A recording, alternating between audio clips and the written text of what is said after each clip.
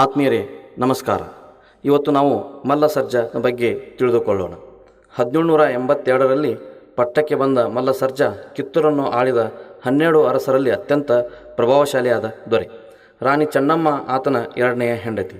1816ರಲ್ಲಿ ಅವನು ತೀರಿಕೊಂಡ ನಂತರ ರಾಣಿ ಚೆನ್ನಮ್ಮ ಕಿತ್ತೂರಿನ ಆಡಳಿತದ ಪೂರ್ಣ ಜವಾಬ್ದಾರಿಯನ್ನು ಹೊತ್ತುಕೊಂಡಳು. ಮಲ್ಲಸರ್ಜನ ಆಳ್ವಿಕೆಯ ಕಾಲ ದೇಶದ ಇತಿಹಾಸದಲ್ಲಿ ಅತಿ ಸಂದಿಗ್ಧ ಕಾಲವಾಗಿತ್ತು. ಒಂದೆಡೆ ಆಂಗ್ಲರು, ಫ್ರೆಂಚರು, ಪೋರ್ಚುಗೀಸರು ದೇಶದ ತುಂಡು ತುಂಡು ಪ್ರದೇಶವನ್ನು ಕಬಳಿಸಲು ಪೈಪೋಟಿ ನಡೆಸುತ್ತಿದ್ದರೆ, ಇನ್ನೊಂದೆಡೆ ದೇಶದಲ್ಲಿನ ಅಸಂಖ್ಯಾತ ಸಣ್ಣ ಪುಟ್ಟ ಸಂಸ್ಥಾನಿಕರು ತಮ್ಮಲ್ಲಿಯೇ ಕಚ್ಚಾಡುತ್ತಾ ವಿದೇಶಿಯರ ಬಾಲ ಬಡಿಯುತ್ತಾ ಪರಸ್ಪರ ತಿಕ್ಕಾಟದಲ್ಲಿ ತೊಡಗಿದ್ದರು. 1785ರಲ್ಲಿ ಟಿಪ್ಪು ಕಿತ್ತೂರು ಪ್ರದೇಶವನ್ನು ತನ್ನ ವಶಕ್ಕೆ ತೆಗೆದುಕೊಂಡು ಅಲ್ಲಿ ಸೈನ್ಯದ ತುಕಡಿನಿಟ್ಟು ಕಿತ್ತೂರು ಅರಸರ ಅಧಿಕಾರ ಮೊಟಕುಗೊಳಿಸಿದ.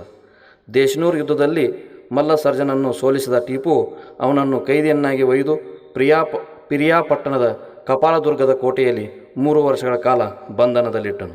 ಆ ದುರ್ಗಮ ಕೋಟೆಯಿಂದ 20 ವರ್ಷದ ಮಲ್ಲಸರ್ಜ ಚಾಣಾಕ್ಷತನದಿಂದ ತಪ್ಪಿಸಿಕೊಂಡು ಆಂಗ್ಲ ಸೀಮೆಯ ಮೂಲಕ ಬಿಜಾಪುರದ ಬಬಲೇಶ್ವರಕ್ಕೆ ಬಂದು ಅಲ್ಲಿಂದ ಕಿತ್ತೂರಿಗೆ ಮರಳಿದನು. 1792ರಲ್ಲಿ ಟಿಪ್ಪು ಮತ್ತು ಮರಾಠ ನಡುವೆ ಆದ ಸಂಧಾನದ ಪ್ರಕಾರ ಕಿತ್ತೂರು ಪುನಃ ಮರಾಠರ ಅಧೀನಕ್ಕೆ ಒಳಪಟ್ಟಿತು. 1802ರಲ್ಲಿ ಜನರಲ್ ವೆಲ್ಲೆಸ್ಲಿಗೆ ಸಂಗೊಳ್ಳಿಯಲ್ಲಿ ಸೈನ್ಯವನ್ನು ಇಟ್ಟುಕೊಳ್ಳಲು ಮಲ್ಲಸರ್ಜ ಅನುವು ಮಾಡಿಕೊಟ್ಟ. ಸದ್ವರ್ತನೆಯ ಫಲವಾಗಿ ಕಿತ್ತೂರು ದೇಶಗತಿಯನ್ನು ಮುಂದುವರಿಯಲು ಆಂಗ್ಲರು ಅನುಮತಿ ಇತ್ತರು. ಆಗ ಕಿತ್ತೂರು ಆಂತರಿಕ ವ್ಯವಹಾರ ಆಡಳಿತದಲ್ಲಿ ಸ್ವತಂತ್ರವಾಗಿತ್ತು. ಕಿತ್ತೂರಿನ ಬಲಾಬಲದ ಅರಿವಿದ್ದ ವೆಲ್ಲೆಸ್ಲಿ ಮಲ್ಲಸರ್ಜನನ್ನು ಪದಚ್ಯುತಿಗೊಳಿಸಿ ಆ ನಾಡನ್ನು ವಶಪಡಿಸಿಕೊಳ್ಳಲು ಹಿಂದೇಟು ಹಾಕಿದನು. ಮಲ್ಲಸರ್ಜ ಪೇಶ್ವೆಯರೊಂದಿಗೆ ಸಂಧಾನ ಮಾಡಿಕೊಂಡು ವಾರ್ಷಿಕ ಅವರಿಗೆ 1,75,000 ವರ್ಷಾಸನ ಕೊಡುತ್ತಿದ್ದನು. ಆದರೂ ಪೇಶ್ವೆಯರು ಮಲ್ಲಸರ್ಜನನ್ನು ಆದರದಿಂದ ಕಾಣಲಿಲ್ಲ. ಪೇಶ್ವೆಯ ಆದೇಶದಂತೆ ಮಲ್ಲಸರ್ಜ ಪುಣೆಗೆ ಬಾಜಿರಾಯನನ್ನು ಭೇಟಿಯಾಗಲು ಹೋದನು.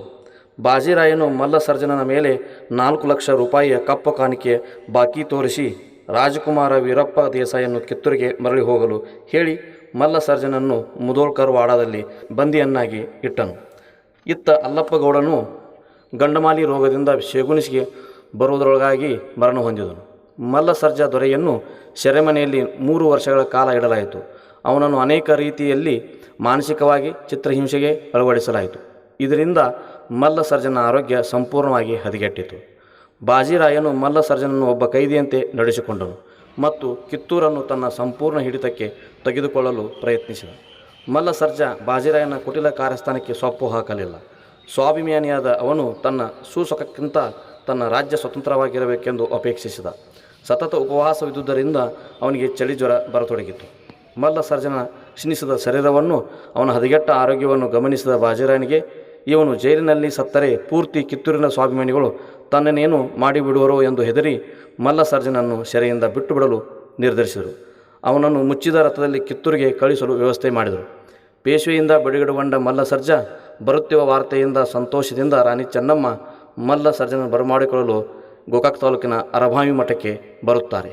ಕಾಯಿಲೆಯಿಂದ ಪೂರ್ಣ ನಿತ್ರಾಣನಾಗಿದ್ದ ಮಲ್ಲಸರ್ಜ ದೊರೆಯನ್ನು ದುಃಖದಿಂದಲೇ ಬರಮಾಡಿಕೊಂಡ ರಾಣಿ ಚೆನ್ನಮ್ಮ ದೊರೆ ಮಲ್ಲಸರ್ಜನ 2 ಕಾಲುಗಳು ಬಾತುಕೊಂಡಿರುವುದನ್ನು ನೋಡಿ ಇನ್ನು ದೊರೆ ಬಹಳ ದಿನ ಬದುಕಲಾರ ಎಂದು ದುಃಖಿಪಡುತ್ತಾರೆ. ಚೆನ್ನಮ್ಮನ್ನು ದುಃಖಿಸುವುದನ್ನು ನೋಡಿ ಪ್ರಮುಖರು ಅವಳಿಗೆ ಸಮಾಧಾನ ಹೇಳಿದರು. ಯಾರೂ ಸಮಾಧಾನ ಎಷ್ಟು ಮಾಡಿದರೂ ಎಷ್ಟೇ ಸಂಪತ್ತಿನ ದೊರೆಯಾದರೂ ಮಲ್ಲಸರ್ಜ ಪೇಶ್ವೆಯರ ಕಪಟತನಕ್ಕೆ ಬಲಿಯಾಗಿ 1816ರಲ್ಲಿ ಶ್ರೀ ದುರ್ದುಂಡೇಶ್ವರ ಮಠದಲ್ಲಿ ಜೀವವನ್ನು ಬಿಡುತ್ತಾರೆ. ಮಲ್ಲಸರ್ಜನನ್ನು ಶವವನ್ನು ಸಕಲ ಮರ್ಯಾದೆಯಿಂದ ಶೃಂಗರಿಸಿ 7 ಉಪ್ಪರಿಗೆ ವಿಮಾನದಲ್ಲಿ ಕೂಡಿಸಿ ಊರಿನಲ್ಲಿ ಮೆರವಣಿಗೆ ಮಾಡಿ ಕಲ್ಮಠದಲ್ಲಿ ಗುಡಿಯಂತೆ ಕಟ್ಟಿಸಿದ ಜಾಗದಲ್ಲಿ ಸಮಾಧಿ ಮಾಡುತ್ತಾರೆ.